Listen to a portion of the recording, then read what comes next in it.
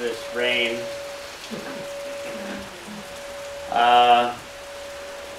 The study of posture is found worldwide, but nowhere has it been studied as carefully and systematically as in India. It's been studied less in Europe than in most places, which is why most of us aren't particularly familiar with it. But it's been studied more in India than anywhere else, and that's why one of the most famous forms of Indian spirituality that we have here in the West is known as asana yoga. There are various kinds of yoga. Yoga is a very how do you say, broad, multifaceted word. In India, the form of yoga that we're most familiar with here is asana yoga. And asana means posture. So the thing that most of us think of when we think of yoga is asana yoga, is posture, is the study and the use of posture to bring into traction, connection, spirituality, and our lives. We use our posture to do that. That's what yoga means. Yoga is it's hard to define the word yoga, but it means something like to bring things together so that they have a relationship. More than a relationship, though, a connection, an interweaving.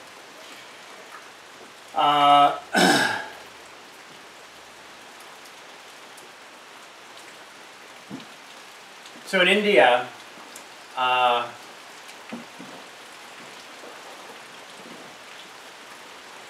in India it's hot,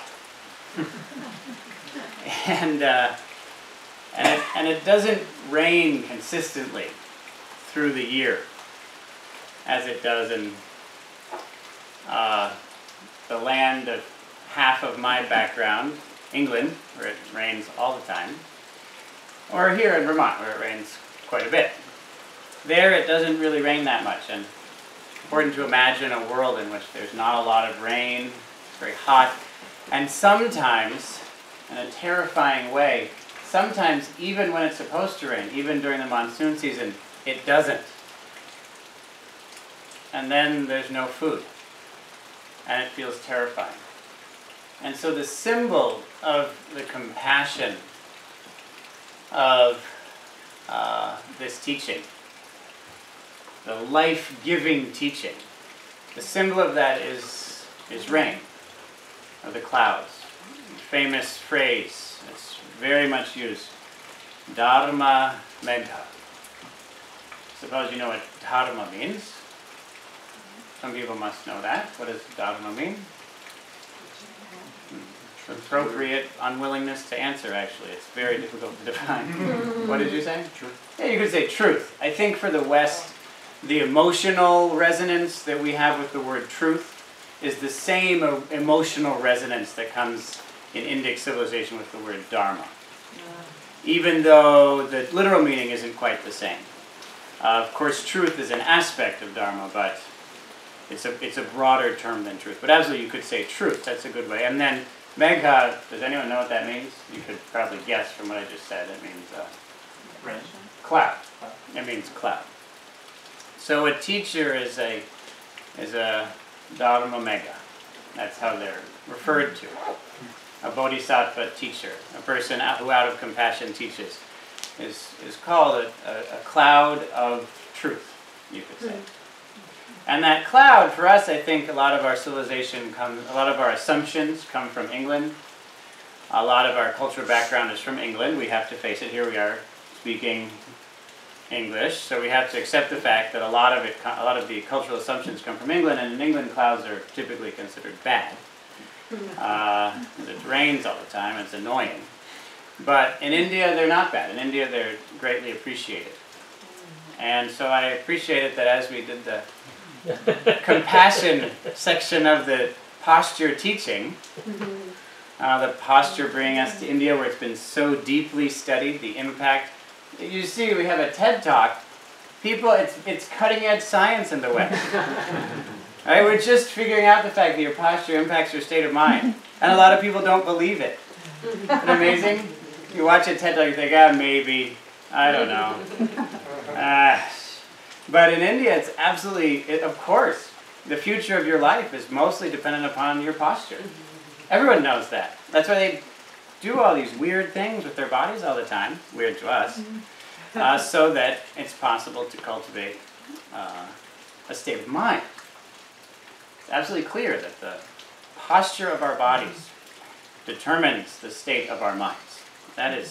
That's been clear for 3,000 years now over there. And it's good.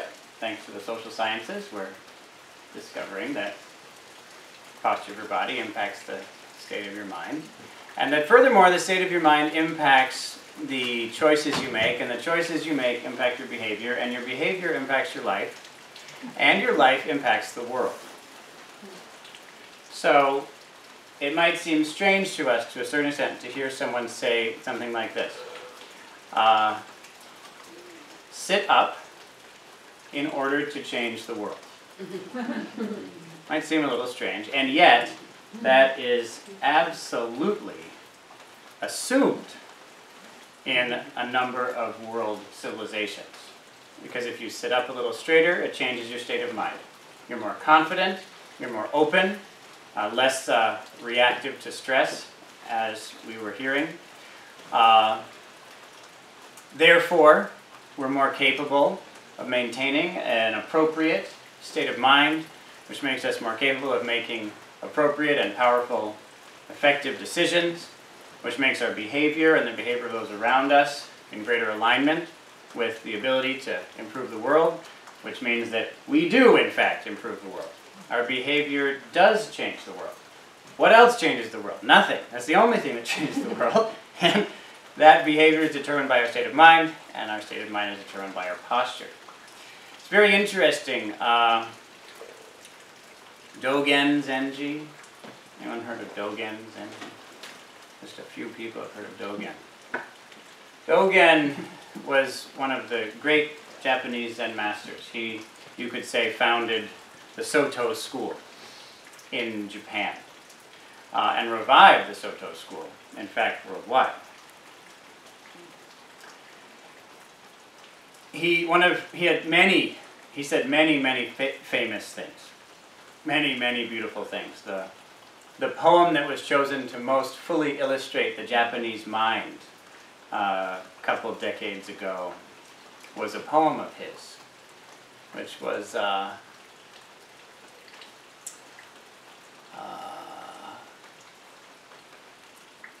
when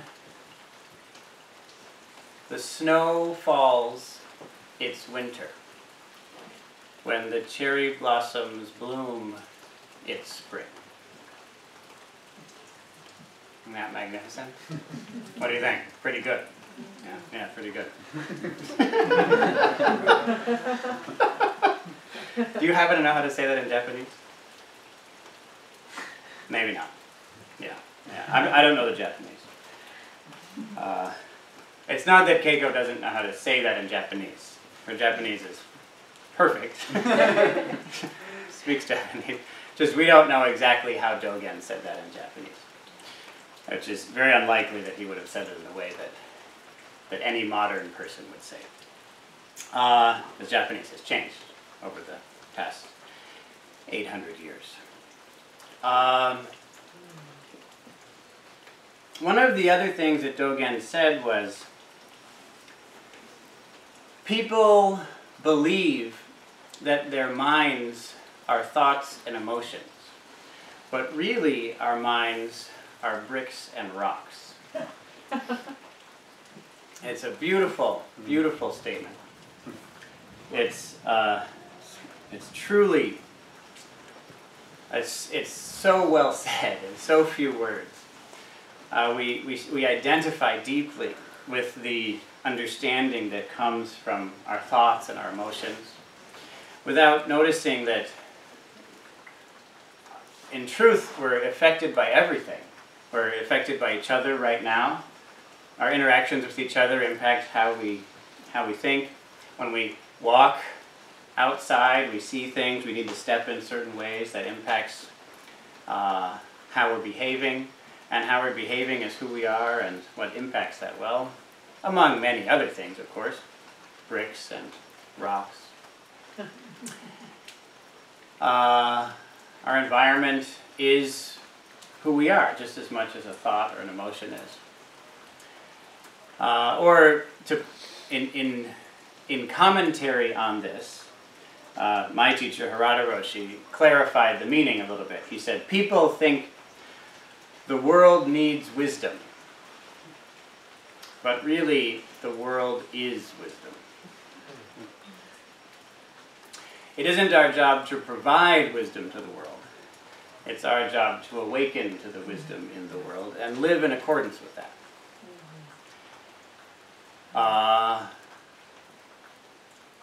Or as George Fox said, you can read his words right near the door if you want. He said, be patterns, move through this world, move through each place, each nation, and be a pattern that answers that of God in everyone. That answers that of God in everyone. So that the witness of God in them will bless you. Well, you can read it. I'm not getting it exactly right, but it's something like, as you move through the places, the nations in the world, be a pattern. Be a pattern that answers that of God in everyone, such that the witness of God in them will bless you. That's a wisdom. It's a deep wisdom that is bricks and rocks. It's not better than bricks and rocks. There's no ego, no sense of I'm a human being who understands things and that makes me better than bricks and rocks. On the contrary, we're on precisely equal footing with bricks and rocks. We are not better, not worse. We're fully aware of and awake to the brick and the rock. And when we see the brick, that brick is my mind. There's no other mind. I see the brick, and my mind is that brick. And there's a wisdom in that brick that I awaken to and therefore know how to live my life.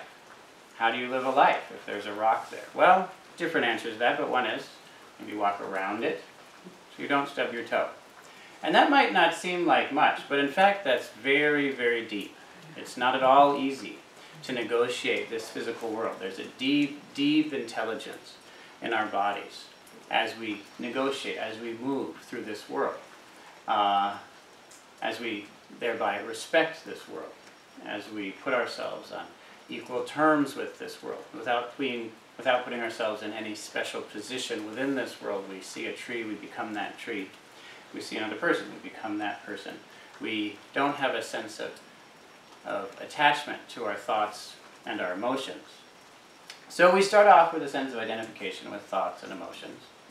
And yet on the other side, we could experience something very different, in which there is no inside or outside. There is no self or world. There's just one wisdom. It's incomprehensible and yet happening right now, whether we comprehend it or not. It's still happening. Our heart is still beating, whether we know how it's beating or not. We're still alive, whether we know how to be alive or not. We're still going to die, whether we know how to die or not. The rain is falling, whether we know how it's falling or not. It's not that some people understand the water cycle, and those people go outside and the rain falls on them, but if you don't understand the water cycle and you go outside, the rain won't fall on you. Whether you understand that or not, you go outside and the rain falls on you and cleanses you and fulfills you, and you receive that care. That care doesn't depend on anything other than the wisdom that's in bricks and rocks. So there's that side. But then there's the sense, hold on a second, I'm these thoughts and emotions. I have my opinions and they're right. The other people are wrong. And that's that. And how do we possibly bridge this apparent gap? Of course, we can listen to a talk like this. Let me be more clear about what I mean. You might come here and listen to a talk and then agree. Yes, it's true. There's a deep wisdom in all things. Okay, which wisdom did you just experience? This one. That was a thought. That's all it was. You agree with me now. That's just one more thought and emotion. That's it. That isn't really dropping down into anything deeper. I can say words and then maybe you agree with them or maybe you disagree. Either way, it's just thoughts and emotions. So how do we practically bridge these two worlds? To just add another belief on isn't going to accomplish that. Does that make sense? Is that reasonable or not? Yeah. Okay, good. So how do we possibly bridge this gap? What? Posture. Yeah, posture. That's exactly right. So posture has a very special place in the spectrum between the world of inside and outside and right and wrong and gain and loss and understanding and not understanding, and the world of bricks and rocks. It has a very special place there. It's very, very special in this spectrum. It's in a very special location. Because in that location, we do have a certain amount of agency. We can change our posture.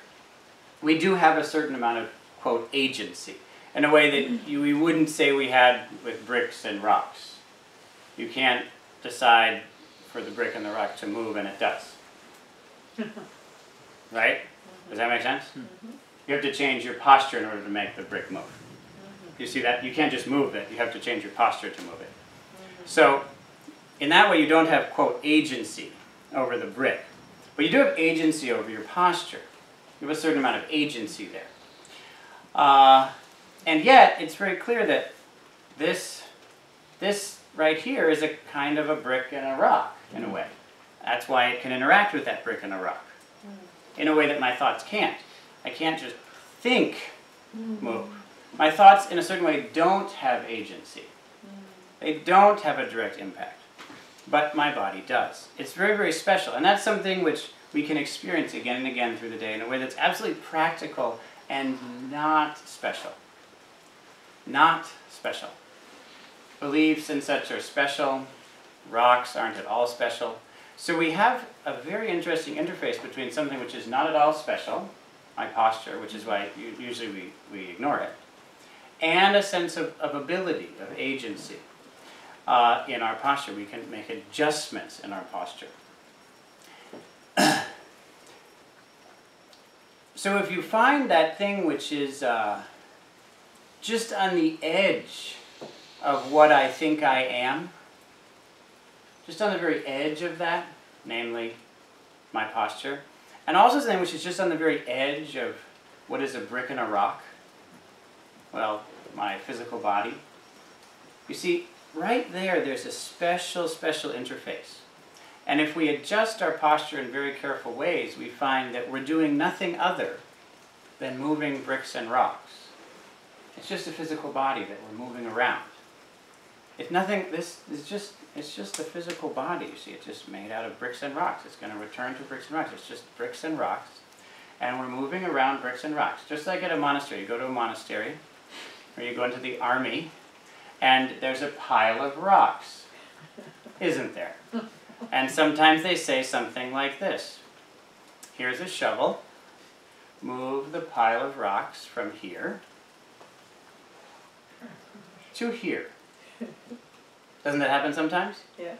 Yes, it does. And you just move the pile of rocks. That's what you do. Why? That's exactly the reason. There's no reason. You just move the pile of rocks. It's just a pile of rocks moved. That's it. The same way, we find we just move this pile of rocks, this clay garment, as Peace Pilgrim called it. We move this garment of clay. We move the clay around a little bit here and there. We readjust it. We sculpt it a little bit, just like we had a sculpture of clay. We're just moving it a little bit here and there. And it's just moving a pile of rocks. And yet, we find that in moving that pile of rocks, it has an enormous impact on our minds. And so there we are at a very special interface between the thing that we think we are, according to Dogen, our thoughts, our emotions, our intentions, our agency, and what we can't help but be, which is the world that doesn't even know that we aren't it, that we're this other thing apart from it. Isn't even aware of that idea. Doesn't see us as some other, doesn't see, oh yeah, that person over there. The world doesn't see it that way. We have a very special interface, a connection between the two. And if we make use of that interface, then we begin to see deeply impactful changes in our behavior. We see that if we take certain physical positions, it causes people to treat us in very different ways. We change our physical position just a bit, and we give a little bit more of a sense of confidence. And so people treat us as if we deserve it. They don't even know that they're doing that. They just do it. They treat us that way. That was one of the best and worst days in high school for me. When I realized if I just act confident, people will treat me better. It was enormously positive because I had power then, which I made use of, if you recall. Getting girlfriends and things, you just act confident and they like you more. It's very nice. And yet it was deeply disconcerting because they realized, oh no, we're really dumb. This is really bad. People are not that smart. That's, as I haven't changed, they just treat, oh no, oh no. So it was both a really good day and a really bad day. And we can make use of that. We can make use of that knowledge. Of course, we want to use it responsibly. And again, that's why in meditation we don't use certain, what you know is called power postures. Necessarily, anyway. We might use it as a medicine, but once the mental affliction that it's designed to cure is cured, we of course stop using that medicine. Otherwise it becomes its own affliction. So we don't necessarily use those postures, but we do, because then it would indicate I'm better, but that isn't what we're after. We're after something much more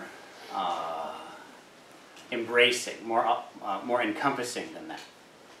And that's the ability to bring ourselves into a state of mind, using posture changes so that we have the confidence to walk forward in a clear way, using posture changes so that whatever obstacles come up in our minds, we are able to adapt, to adjust, to transform in order to overcome them. As they say in Zen, when an obstacle arises, transform and pass through. That's how they talk about it. You should be constantly transforming as you're practicing, because otherwise you'll hit an obstacle that you can't. But you transform and pass through. So use your posture to change your mind and change your mind and change your mind so that you're adjusting and adapting and moving and through. And yet we do that in such a way that we more and more become bricks and rocks. We just become bricks and rocks until we find the wisdom, the deep wisdom that is present in bricks and rocks, that was never absent from bricks and rocks. And with the direct, not just an idea, but the direct perception, the direct merging with that wisdom comes the direct perception of God in everyone. Because that wisdom is in every brick, in every rock, in every person. Without exception, it couldn't be absent. We directly perceive that. And then we move through the world as patterns, through each place, each nation, able to actually answer, not just perceive, but in fact answer, communicate with, have a conversation with, and therefore validate, directly, actively validate that of God in each person. Just like learning a language. If I was trying to learn Japanese, I'd go to a Japanese person and say something, and if they understood me and could speak back, then I could believe that I knew how to speak Japanese. The same way we walk around with a deep wisdom inside of us, but we don't have those conversations using that wisdom with each other, so we start to believe that we don't know how to speak that language. But if a person comes and is able to speak with us in that way, able to interact with that of God in us, then we realize, oh, I can speak this language. I never forgot it. How nice. So we move through the world interacting, actually interacting and thereby validating that of God in each person. And in that moment are blessed by that. We receive the blessing there. We receive that benefit, that honoring, that deep validation ourselves.